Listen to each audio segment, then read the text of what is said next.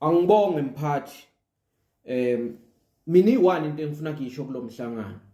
Bantu abahlala nabo unkosikazi babo nabantwana, ngicela bangacindezeli thina esathatha ichoice ukuthi sizohlala sodwa, angeke sibe nabantwana, angeke sishade.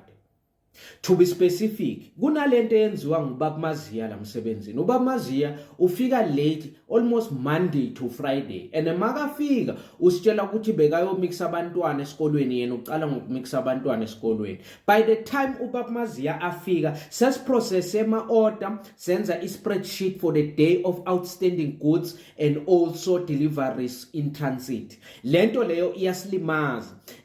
Futhi enye into ngicela kuceda baba Maziya ungakaphakamisa isandla ngisakhuluma. Lana asinge age siyasebenza ukuthi umdala nake kumele ungilinde ngicede ukukhuluma.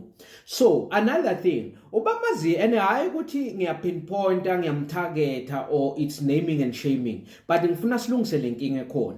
Ngama Wednesday isikhathi sokuphuma la company sazi kahle sonke ukuthi ngi4:30, but yena ngama Wednesday uphuma ngo2:30.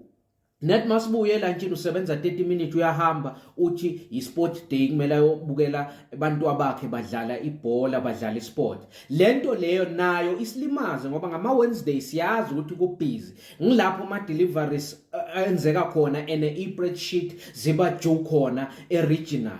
Regional office abanandaba ukuthi kukhona basebenzi abanabantwana ezikolweni ezine sports day ngama Wednesday. So lento leyo uma ingalungiswa ngama Friday ubaba Maziya kuphinde kube nguye ohamba kuqala ngoba athi umama wakhe uattenda ama meeting eSGB, so yena kumele athathe abantwana bamixe endlini. Kahle kubonakala ngathi thina ene lento mina engikhube kakhulu ukuthi last week makahamba ngeFriday uMamntuli supervisor yethu akamisa ubaba Maziya athi baba Maziya ngicela uprocess ama-order bese uwenza i-spreadsheet before hamba ngoba wena sohamba manje kungi2:30. Wathi ubaba Maziya bakhona bodladla nabo mapholoba, abanabafazi abanabantwana, abenze lezi zinto noma bangafika emakhaya ngo7 ebusuku mose bayofika indli empty. Lamagama lawo angikhubile mina mphathi. I-wrong lento, i-wrong and kumele ilungiswe. Bantu aba-organize i-staff zabantu ke emsebenzini hayi ukuthi abanye balale ngabanye. I-wrong lento.